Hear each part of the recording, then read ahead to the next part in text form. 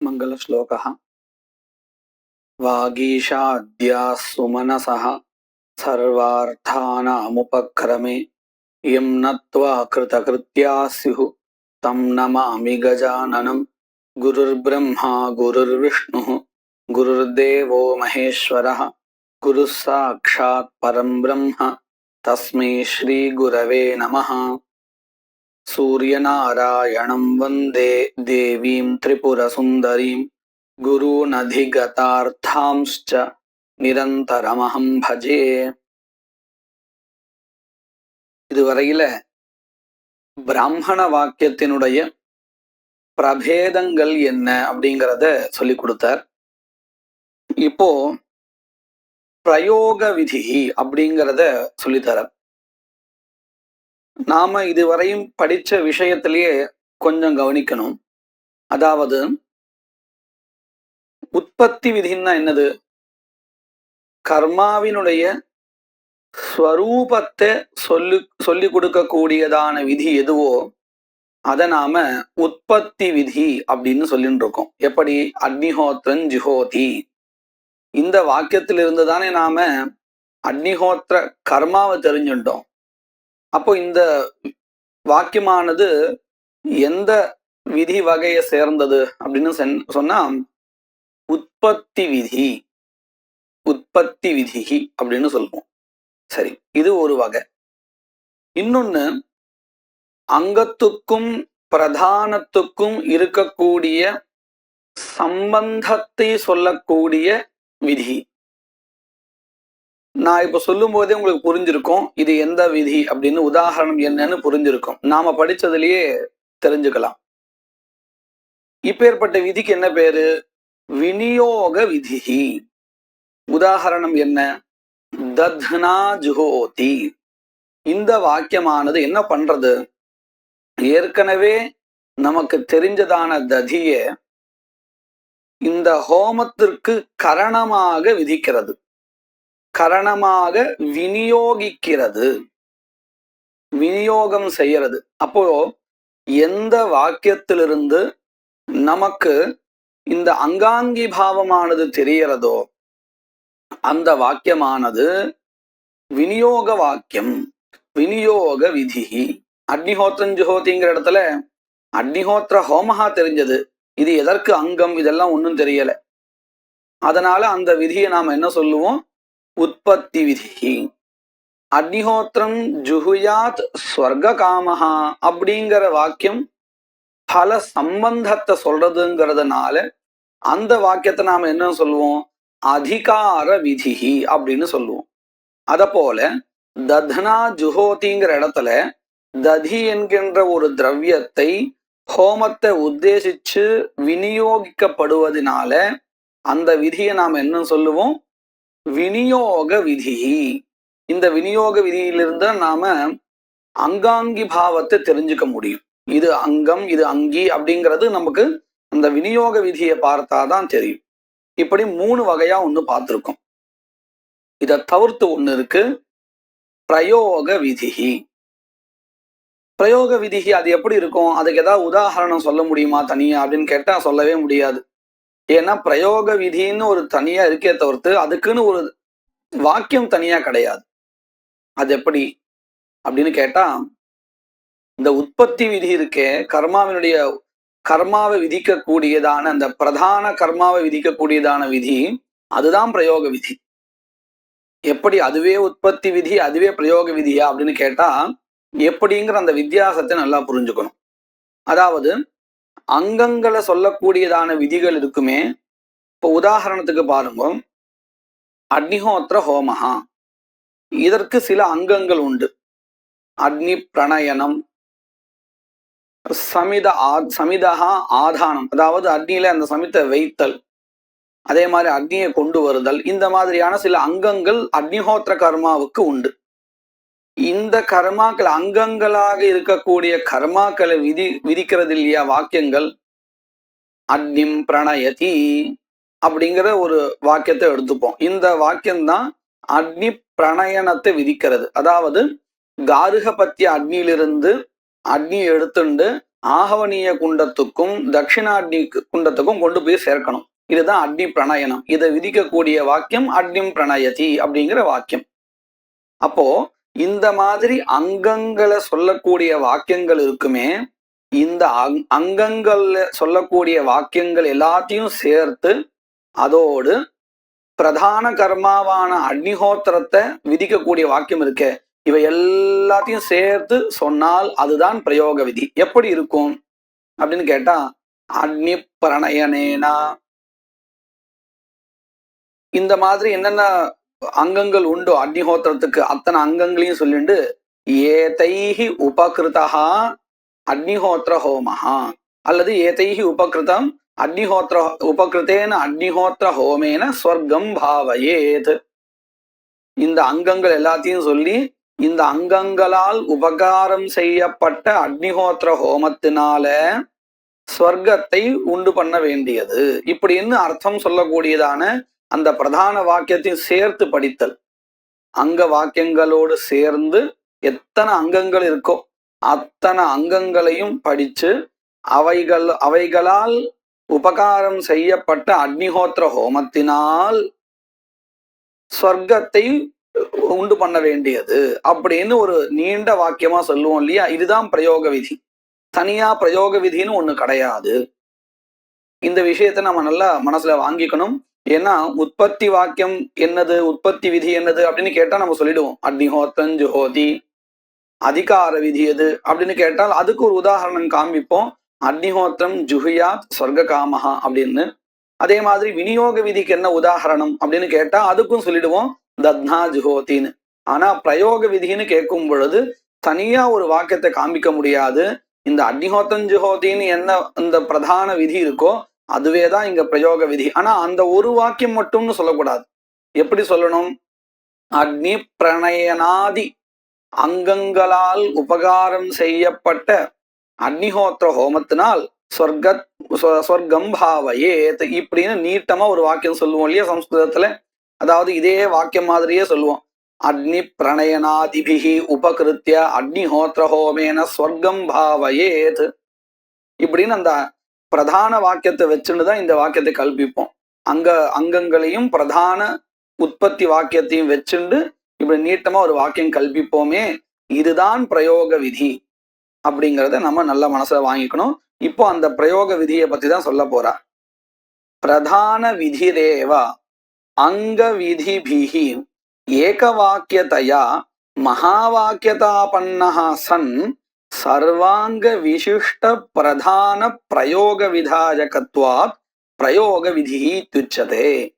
இந்த வாக்கியத்துல நாம முதல்ல புரிஞ்சுக்க வேண்டியது என்னன்னு கேட்டா, நீட்டமான வாக்கியம் இருக்கு இல்லையா, இதுல பிரதான விதிரேவா பிரயோக விதிருச்சதே அந்த முதல் பதத்தையும் கடைசி பதத்தையும் சேர்த்து படிச்சால் நமக்கு வேண்டிய அர்த்தம் முதல்ல கிடைச்சிடும், தெளிவா கிடைச்சிடும். என்ன அர்த்தம் கிடைக்க வேண்டியிருக்கு? பிரதான விதிரேவ பிரயோக விதி துச்சதே. பிரதான விதி எது உண்டோ, அக்னிஹோத்திரம் ஜுஹுயாத் அக்னிஹோத்திரம் ஜுஹோதி இப்படின்னு எது உண்டோ அதுதான் பிரயோக விதி துச்சதே, பிரயோக விதி எனப்படுகிறது. அப்படின்னா என்ன அர்த்தம்? இதுக்கு தனியா ஒரு வாக்கியம் கிடையாது. எப்படி நாம விநியோக விதிக்கு ஒரு உதாரணம் காமிச்சோமோ தனியாக, அதிகார விதிக்கு ஒரு உதாரணம் எப்படி காமிச்சோமோ அந்த மாதிரி இங்க தனியாக கிடையாது. பிரதான விதிரேவ பிரயோக விதி துச்சதே. அப்படின்னா என்ன பண்ணணும்? அக்னிஹோத்திரம் ஜுஹோதிங்கிறதே மறுபடியும் சொல்லணுமா? அப்படி இல்லை. அங்கங்களோடு சேர்ந்த இந்த பிரதான விதி, வெறும் பிரதான விதியை மட்டும் சொன்னா அது பிரயோக விதி இல்லை. அங்கங்களோடு சேர்த்து சொல்லும் பொழுதுதான் இந்த பிரதான விதியானது பிரயோக விதியாக ஆகிறது. இந்த விஷயத்தை தான் நடுவில் இருக்கக்கூடிய பதங்களால நமக்கு சொல்லி கொடுக்குறா. எப்படின்னு பாருங்க. அங்க விதிபிகி அங்க விதிகளோடு, அதாவது அங்கங்களை சொல்லுகின்ற விதிகள், அக்னிம் பிரணயதி இந்த மாதிரியான அங்கங்களை சொல்லுகின்ற வாக்கியங்களோடு ஏக வாக்கியதையா, அதாவது ஒத்த விஷயத்தை சொல்லுவதாக இருந்து கொண்டு மகா வாக்கியதா பண்ணஹா, இதைத்தான் நம்ம முன்னாடியே சொன்னோம். அதாவது அக்னி பிரணயனாதிபிகி உபகிருத்தியான்னு இப்படி ஒரு பெரிய வாக்கியமா நீட்டமா சொன்னோம் இல்லையா. அதுக்கு என்ன பண்ண வேண்டியிருக்கு? முதல்ல இந்த அக்னிஹோத்திரங்களுக்கு எதெல்லாம் அங்கம்னு தெரிஞ்சுக்க வேண்டியதா இருக்கு. அதெல்லாம் தெரிஞ்சுன்றதுக்கு அப்புறம் தான் நாம இப்படி ஒரு பிரயோக விதியே கல்பனை பண்ண முடியும். அதனாலதான் இது மகா வாக்கியதா பண்ணஹான்னு சொல்றோம். வெறுமனே அக்னிஹோத்திரம் ஜுஹோதிங்கிற அந்த உற்பத்தி வாக்கியத்தை எடுத்துட்டால் அது மகா வாக்கியம் ஆகாது. எப்போ ஆகும்? அங்கங்களை சொல்லக்கூடியதான விதிகளையும் சேர்த்து வச்சு பார்க்கும் பொழுது இந்த பிரதான விதியே மகா வாக்கியமாக ஆகிவிடும். அதனாலதான் அங்க விதிபிகி ஏக வாக்கியத்தையா மகா வாக்கியதா பண்ணஹா சன், மகா வாக்கியமாக இருந்து கொண்டு சர்வாங்க விசிஷ்ட அங்கங்களோடு எல்லா அங்கங்களோடு சேர்ந்த பிரதான பிரயோக விதாயகத்வாத், அங்கங்களோடு சேர்ந்த பிரதானத்தினுடைய, வெறும் பிரதானத்தினுடைய இல்ல, அங்கங்களுடன் சேர்ந்த எல்லா விதமான அங்கங்களுடன் சேர்ந்த பிரதானத்தை விதிப்பதினால் இந்த மகா வாக்கியத்தை நாம் என்னன்னு சொல்றோம்? பிரயோக விதி துச்சதே. யதா, அதுக்கு உதாரணம் காமிக்கிறா. அக்னிஹோத்ரஞ்சுகையா ஸ்வர்காமஹா இதி. அக்னிஹோத்ரஞ்சுகையா ஸ்வர்காமஹாங்கிற வாக்கியம் தான் இங்கே பிரயோக விதியா இருக்கு. எப்படி? அங்கங்களுடன் சேர்ந்ததும் சொல்லணும் இல்லையா? அதற்காக தான் மேற்கொண்டு விளக்கம் கொடுக்கிறா. அத்திர அக்னிஹோத்திர ஹோமேன ஸ்வர்க்கம் பாவயேத் இத்யர்த்தா பிரதீயதே. வெறுமனே அக்னிஹோத்திரம் ஜுகையாத் ஸ்வர்காமஹா அப்படிங்கிற வாக்கியத்தை பார்த்தோமே ஆனால் அதுல இருந்து நமக்கு என்ன அர்த்தம் புலன்படுறது அப்படின்னு கேட்டால், அக்னிஹோத்திர ஹோமேன ஸ்வர்க்கம் பாவயேத், அக்னிஹோத்திர ஹோமத்தினால ஸ்வர்க்கத்தை உண்டு பண்ண வேண்டியது, இத்தியர்த்தா பிரதீயத்தை என்ற அர்த்தமே தெரிகிறது. அப்போ அந்த இடத்துல பாவயேத் அப்படின்னு ஒரு பதம் இருக்கு இல்லையா? அதுக்கு என்ன அர்த்தம்? உத்பாதயேத், உண்டு பண்ண வேண்டியது அப்படின்னு அர்த்தம். அடுத்து என்ன கேள்வி வரும்? எப்படி அக்னிஹோத்திர ஹோமேன ஸ்வர்க்கம் பாவயேத், அக்னிஹோத்திர ஹோமத்தினால் ஸ்வர்க்கத்தை உண்டு பண்ண வேண்டியது, உத்பாதயேத், உத்பாதயேத்னு என்ன அர்த்தம்? குர்யாத் இதி யாவத், குர்யாத் என்று அர்த்தம், செய்ய வேண்டியது என்று அர்த்தம். அத்திர கதம் அனேன ஹோமேன ஸ்வர்க்கம் குர்யாத் இதி கதம் பாவாகாங்ஷா ஜாயதே. இப்போ உண்டு பண்ண வேண்டியதுன்னு சொல்லியாச்சுன்னா எப்படி அப்படிங்கிற ஒரு கேள்வி வருமா இல்லையா? அந்த கேள்விக்கு கதம் பாவாகாங்ஷான்னு பேரு. கதம் எவ்வாறு செய்யப்பட வேண்டியது, கிம் பாவயேத் அப்படின்னு சொன்னா எதை செய்ய வேண்டும், அக்னிஹோத்திர ஹோமத்தினால எதை உண்டு பண்ண வேண்டும், ஸ்வர்க்கத்தை அப்படின்னு பதில் சொல்லுவோம் இல்லையா? இந்த ஆகாங்ஷாவுக்கு கிம் பாவா காங்ஷா. அடுத்தது ஸ்வர்க்கத்தை செய்ய வேண்டும், எதனால், எதை வைத்துக்கொண்டு அப்படின்னு ஒரு கேள்வி வரும் இல்லையா? அப்ப நம்ம என்ன சொல்லுவோம்? அக்னிஹோத்திர ஹோமத்தினால் அப்படின்னு திருத்தீயா விபக்தி கொண்ட பதத்தை சொல்லுவோம். இந்த ஆகாங்ஷைக்கு கேன பாவயேத், அதாவது கரணாகாங்ஷான்னு பேரு. அதன் பிறகு அக்னிஹோத்திர ஹோமத்தை வச்சுண்டு ஸ்வர்க்கத்தை எப்படி உண்டு பண்றது அப்படின்னு ஒரு கேள்வி வரும் இல்லையா? அந்த கேள்விக்கு என்ன பேரு? கதம் பாவா காங்ஷா, எவ்வாறு செய்ய வேண்டியது அப்படின்னு அதற்கு பெயர். கதம் பாவா காங்ஷா. அதைத்தான் இங்க விளக்குறான். கதம் எவ்வாறு, அனேன ஹோமேன இந்த ஹோமத்தினால் ஸ்வர்க்கம் குர்யாத் ஸ்வர்க்கத்தை உண்டு பண்ண வேண்டியது, இதி கதம் பாவாகாங்ஷா ஜாயதே கதம் பாவாகாங்ஷாவானது உண்டாகிறது. யதா, அதற்கு ஒரு லௌகிக உதாரணம் காமிக்கிறா. யதா குடாரேன துவைதி பாவம் குர்யாத். குடாரஹன்னா இந்த கோடாரி, குடாரேன கோடாரியினால் துவைதி பாவம் குறியாத் இரண்டாக பிளக்க வேண்டும், மரத்தை இரண்டாக பிளக்க வேண்டும் அப்படின்னு சொல்லிட்டா. இப்படி சொன்னதுக்கு அப்புறம் எப்படி அப்படிங்கிற ஒரு கேள்வி வருமா இல்லையா? எப்படி பண்ணணும் அதை? கோடாரினால ரெண்டா பிளக்கணும், ஆனா அது எப்படி அதை பண்றது அப்படின்னு தெரியாத போது ஒரு கேள்வி வரும் இல்லையா? அதுதான் உதாரணமா காமிக்கிறா. யதா குடாரேன துவைதி பாவம் குறியாத், கோடாரியினால் இரண்டாக பிளக்க வேண்டும் இத்யுக்தே என்ற சொன்ன போதிலும் பவதி ஆகாங்ஷா, ஆகாங்ஷாவானது இருக்கும். என்ன ஆகாங்ஷா? கதம் அனேன துவைதி பாவம் குறியாத், எவ்வாறு இந்த கோடாரியினால் இரண்டாக பிளக்க வேண்டியது என்று ஆகாங்ஷா இருக்கும். அப்ப என்ன பதில் சொல்லணும்? பத்திர, இந்த மாதிரி சந்தேகம் இருக்கும் பொழுது என்ன சொல்ல வேண்டும் பதிலாக அப்படின்னு கேட்டா, உத்தியமன நிபாதனாதி சகாயேன இது கம்யதே. உத்தியமனம் அப்படின்னு சொன்னா இப்படி மேல ஓங்கி எடுத்தல், நிபாதனம்னா அப்படி விழும்படி செய்யறதல். அப்போ கையில அந்த குடாரத்தை வச்சுண்டு மேல எழுப்பி கீழே வேகமா அடிக்கணும் அப்படின்னு சொல்றோம் இல்லையா, இதுதான் உத்தியமன நிபாதனம். இவைகளால உதவி கொண்டு இரண்டாக பிளக்க வேண்டும் அப்படின்னு விளக்குவோமா இல்லையா?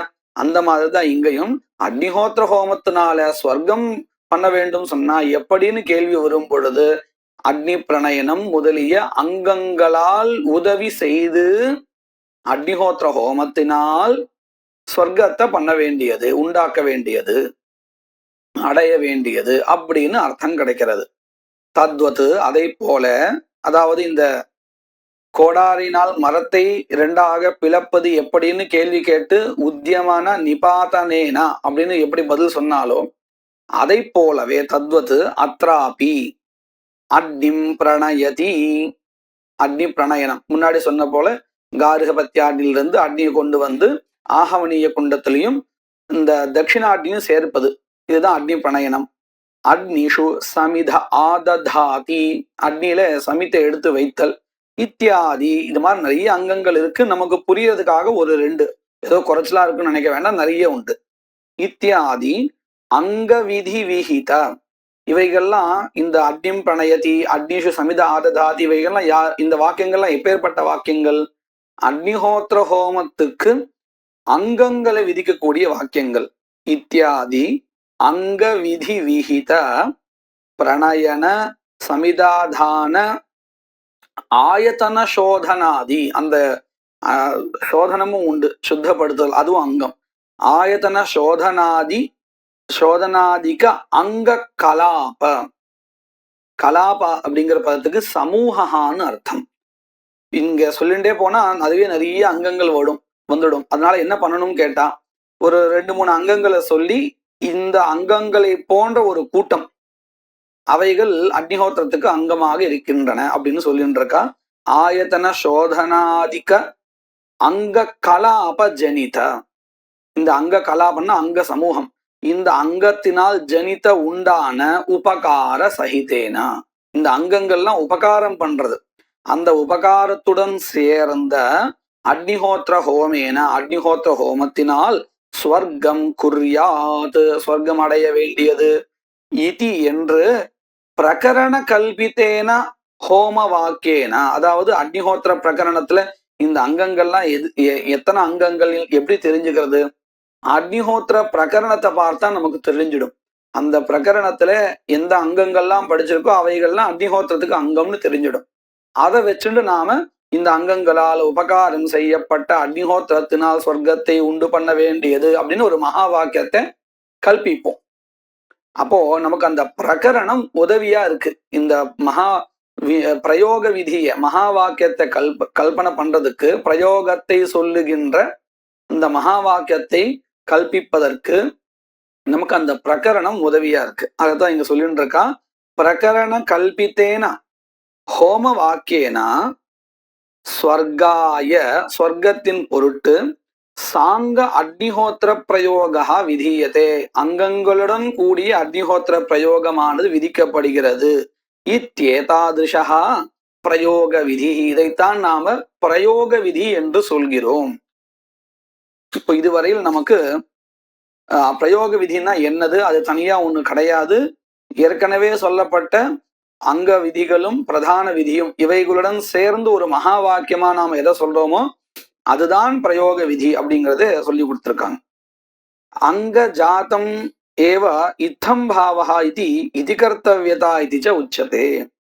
இந்த அங்கங்களுடைய சமூகம் இருக்கே, இது எப்போ சேர்றது பிரதானத்தோடு அப்படின்னு கேட்டா, கதம் பாவாகாங்கையில எவ்வாறு செய்யப்பட வேண்டும்ங்கிற ஒரு ஆகாங்ஷா, ஒரு கேள்வி எழுப்பி அந்த ஆகாங்கையில இவைகள்லாம் சேரும்னு சொல்லியிருக்கோம். அங்க ஜாத்தம், அங்க ஜாதம்னா அங்க சமூகம், அங்க கலாப. அங்க ஜாத்தம் ஏவ இத்தம் பாவஹா இதி, இத்தம் பாவகான்னு சொன்னாலும் கதம் பாவகான்னு சொன்னாலும் ரெண்டும் ஒண்ணுதான். எவ்வாறு செய்யப்பட வேண்டியது அப்படிங்கிற ஒரு ஆகாங்ஷா. இதி கர்த்தவியதா, அதற்கே இன்னொரு பேர் உண்டு. அப்ப நம்ம இங்க 3 பேரை கவனிச்சிருக்கோம். ஒண்ணு கதம் பாவாகாங்ஷா, இன்னொன்னு இத்தம் பாவாகாங்ஷா, இன்னொன்னு இதி கர்த்தவியதா. இந்த மூன்றுமே ஒரே விஷயத்தை தான் சொல்றது. எவ்வாறு செய்யப்பட வேண்டும் அப்படிங்கறதுடைய விளக்கம் தான் இந்த 3 பதங்கள். புஸ்தகத்துல மேற்கொண்டு ஒவ்வொரு இடத்துல ஒவ்வொரு பத பிரயோகம் பண்ணினாலும் மூன்றுத்துக்கும் ஒரே அர்த்தம் தான் அப்படிங்கறத நாம தெரிஞ்சுக்கணும். அதே மாதிரி அங்க கலாபகான்னு சொன்னாலும் அங்க ஜாத்தம் அப்படின்னு சொன்னாலும் இந்த ஜாத பதத்துக்கும் கலாப பதத்துக்கும் சமூக பதத்துக்கும் மூன்றுத்துக்கும் ஒரே அர்த்தம் தான், கூட்டம் அப்படின்னு அர்த்தம்.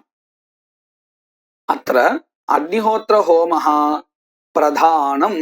இதுல இந்த பிரயோக விதியினால் சொல்லப்பட்ட கர்மாக்கள்ல அக்னிஹோத்திர ஹோமஹா பிரதானம், அதுதான் பிரதான கர்மா.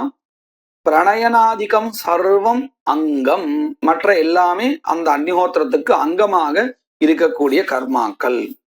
இப்போ இதுல ஒரு சின்ன விசாரம். என்ன விசாரம் அப்படின்னு கேட்டா, இந்த பிரணயனாதிகள் அங்கம் அப்படின்னு சொல்றோம், பிரதானமாக அக்னிஹோத்திரமானது இருக்கு. இப்போ இந்த பிரதானம் அப்படின்னு சொல்றோமே, இந்த பிரதானத்திலிருந்து ஸ்வர்கா உண்டாகணும். பிரதானத்தை அனுஷ்டானம் பண்ணியாச்சுன்னு சொன்னால், அதாவது அங்கங்கள் எல்லாம் பண்ணி முடிச்சுட்டு பிரதானம் பண்ணியாச்சுன்னு சொன்னால் பிரதானத்திலிருந்து ஸ்வர்கா வரணும்.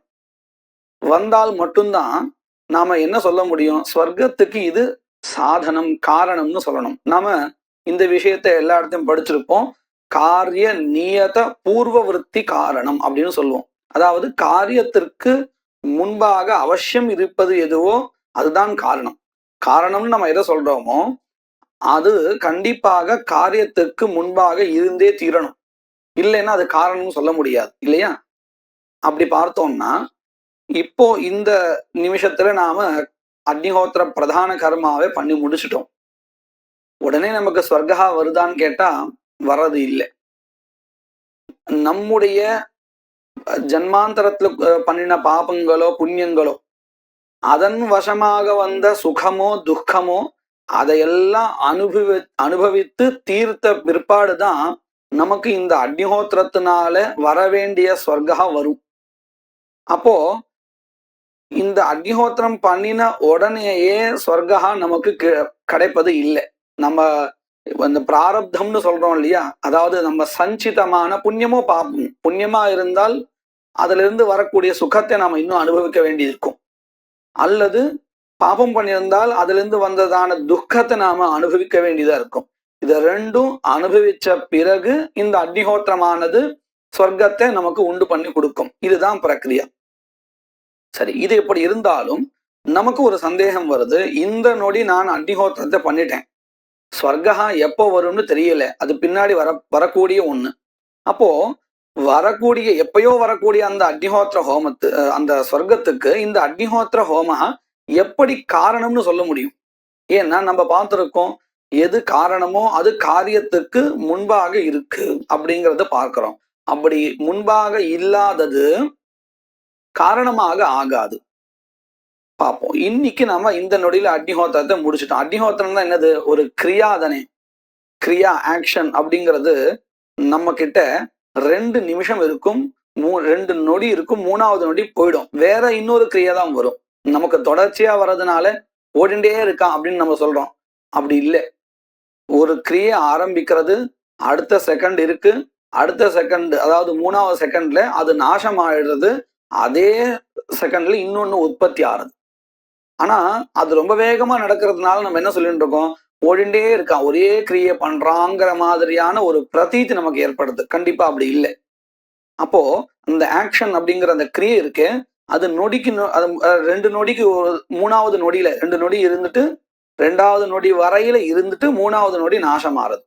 இப்படிதான் இதுலயும் ஒரு மத பேதம் உண்டு. 3வது நொடியில இருக்கிறது 1வதுல உற்பத்தி ஆகி 3வதுல இருக்கிறது 3வது வரையில இருக்கிறது 4வதுல நாசம் ஆறுது. இப்படி தர்சனங்கள்ல கொஞ்சம் பேதம் உண்டு. ஆனால் எப்படியா இருந்தாலும் அது நாசமாறுது உடனேயே 4வது செகண்ட்லயே, அதிகப்படியானது 4வது செகண்ட் தான், அதுலதான் நாசமாறுது அப்படிங்கிறது எல்லாரும் ஒத்துக்கொண்ட ஒரு விஷயம். அப்படி பார்த்தோம்னா யாகா அப்படிங்கிறது ஒரு கிரியை தானே, அதுவும் உடனே இப்பே நாசம் ஆயிடுறது. நாசமாயிருக்கக்கூடியதான இந்த அக்னிஹோத்திரம் என்கின்ற கிரியையானது எப்பொழுதோ வரக்கூடிய சொர்க்கத்துக்கு எப்படி காரணம் ஆகும் அப்படின்னு ஒரு கேள்வி நமக்கு வருமா வராதா? கண்டிப்பா வரும். அதற்கு தான் இப்போ ஒரு விசாரம் பண்ணி பதில் சொல்ல போறா. முதல்ல கேள்வியை கேட்கிறா. நன்விதம் அனுபபன்னம், இது ஒத்து வராது, இது சரியா வரல. என்ன சரியா வரல? ஆசுதர வினாசினாம் கர்மனாம். ஆசுன்னா உடனேயே, உடனேங்கிறது நம்ம முன்னாடி சொன்ன பிரகாரம் முதல் க்ஷணத்துல உற்பத்தி ஆறுது, ரெண்டாவதுல இருக்கு, மூணாவதுல நாசமாறது, இப்படின்னு இதுதான் ஆசுதர வினாசினாம் கர்மனாம். உடனேயே நாசமாகின்ற கர்மாக்களுக்கு காலாந்தர பாவி, பின்னாடி வரக்கூடிய காலத்துல ஏற்படக்கூடியதான பாவி இருக்கக்கூடியதான ஸ்வர்காதி பல, ஸ்வர்க்கம் முதலிய பலங்களுக்கு சாதனத்துவம் காரணத்துவம் அனுபபத்தி, அனுபபத்தேஹே, அதாவது உபபத்தின்னா ஒத்து வரும், காரணத்துவம் ஒத்துக்கொள்ள முடியும், ஒப்புக்கொள்ள முடியும். அனுபவத்தேன்னா ஒப்புக்கொள்ள முடியாது. எதை ஒப்புக்கொள்ள முடியாது? காலாந்தரத்துல வரக்கூடியதான ஸ்வர்க்கம் முதலிய பலன்களுக்கு இப்பொழுதே நாசமா இருக்கக்கூடிய அக்னிஹோத்திரம் முதலிய கர்மாக்கள் சாதனம் என்பதை ஒப்புக்கொள்ள முடியாது என்று கேட்டால் இவம் அப்படி சொல்லக்கூடாது.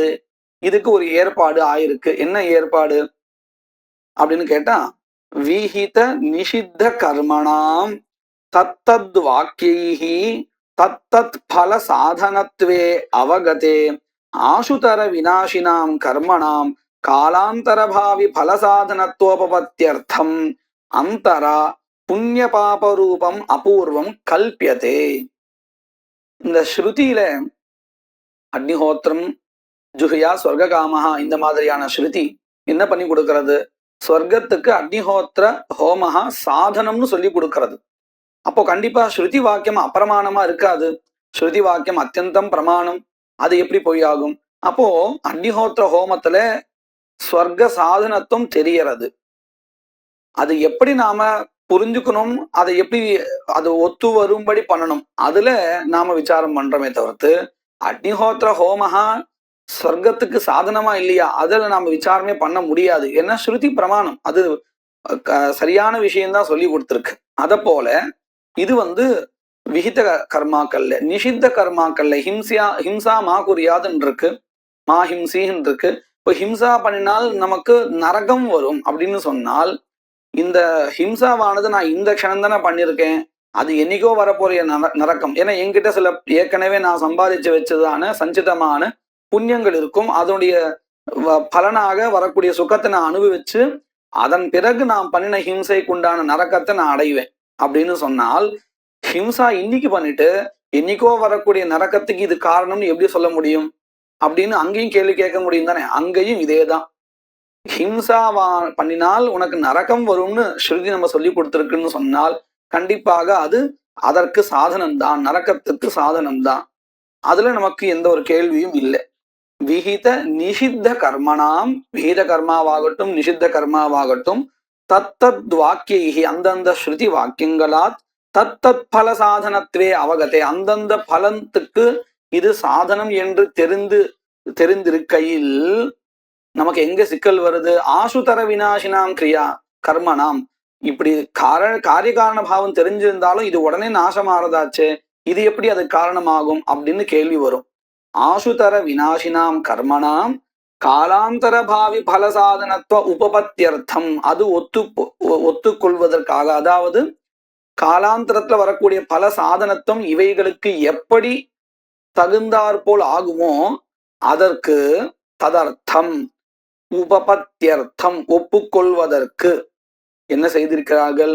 அந்தரா, அந்தரான நடுவில். எதற்கு நடுவில்? கர்மா பலன், இந்த இரண்டிற்கும் நடுவில் புண்ணிய பாபரூபம் அபூர்வம் கல்பியதே. புண்ணியம் பாபம் என்கின்றதான அதிருஷ்டம், அதிருஷ்ட பதத்தினால அபூர்வ பதத்தினால சொல்லக்கூடிய ஒன்றை ஏற்றுக்கொள்கிறார்கள். அதாவது அக்னிஹோத்திரத்தை நான் இந்த க்ஷணம் பண்ணி முடிச்சுட்டேன், அந்த அக்னிஹோத்திரத்திலிருந்து ஒரு அதிருஷ்டம், அபூர்வம் அல்லது புண்ணியம் அப்படிங்கிற ஒரு பொருள் உண்டாயிருக்கு.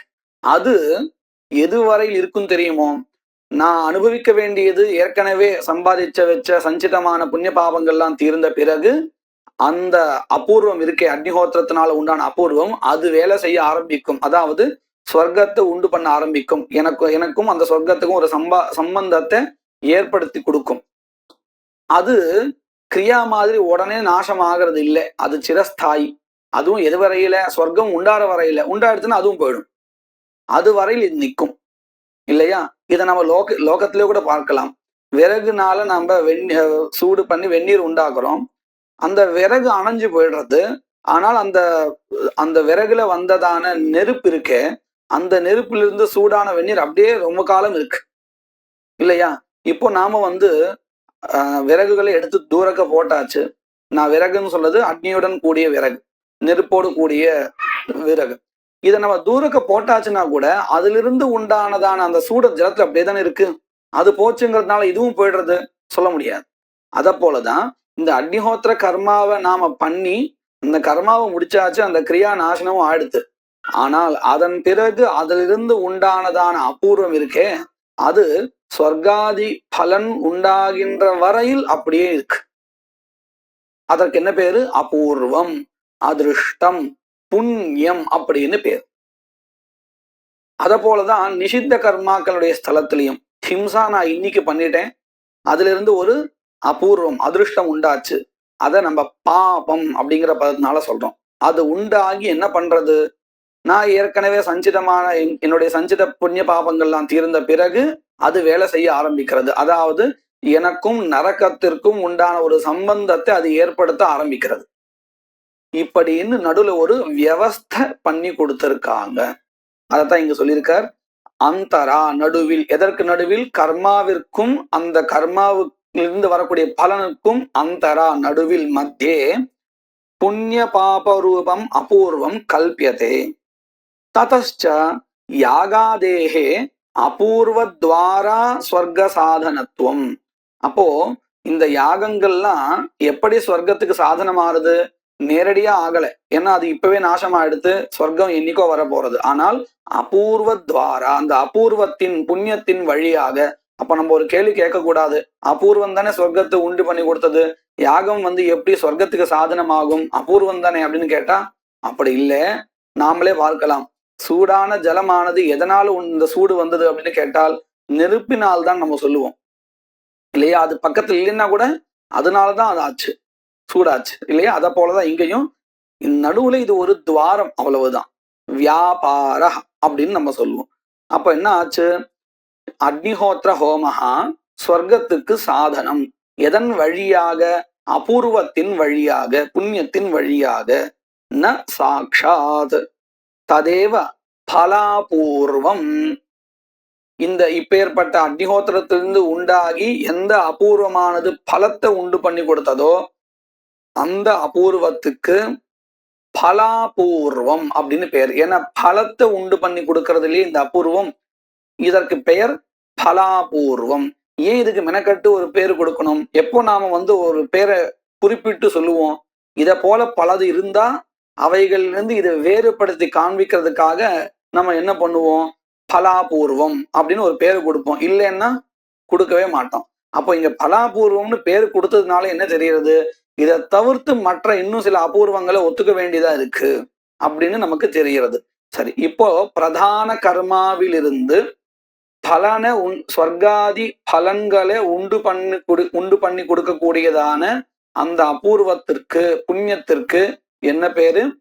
பலாபூர்வம் அப்படின்னு பேரு.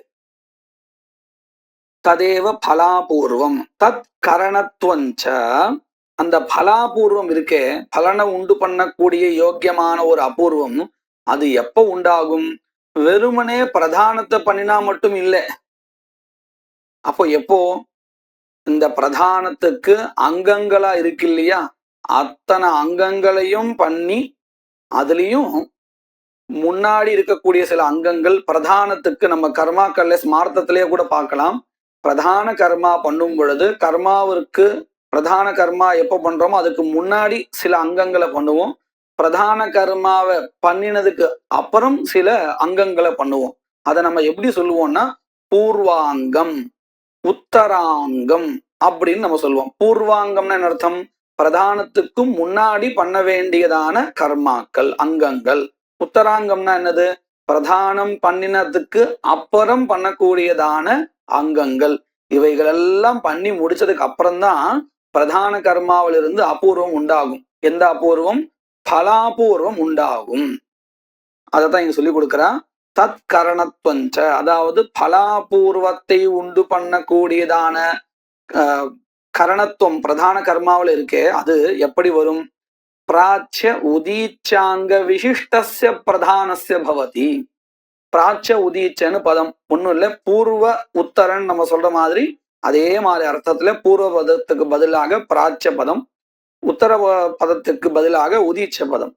இப்படி முன்னாடி இருக்கக்கூடிய அங்கங்கள், பின்னாடி இருக்கக்கூடிய அங்கங்கள், இவைகளுடன் சேர்ந்த பிரதானத்திற்குத்தான் பலாபூர்வத்தை உண்டு பண்ணக்கூடியதான யோக்கியதா இருக்கு, வெறும் பிரதானத்துக்கு மாத்திரம் அல்ல.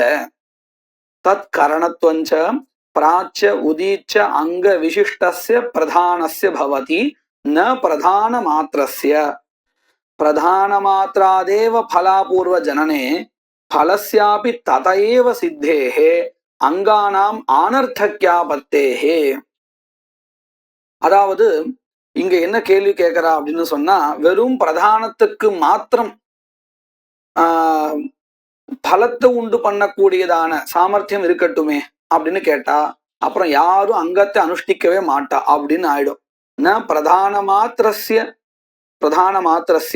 பிரதான மாத்திராதேவ பலாபூர்வ ஜனனே பலஸ்யாபி ததையேவ சித்தேகே. வெறும் பிரதானத்திலிருந்து மாத்திரமே பலாபூர்வம் உண்டாகும் என்றால் அதிலிருந்து மாத்திரமே பலம் உண்டாகிவிடும் என்பதினால் அங்கங்களை யாரும் அனுஷ்டிக்க மாட்டா.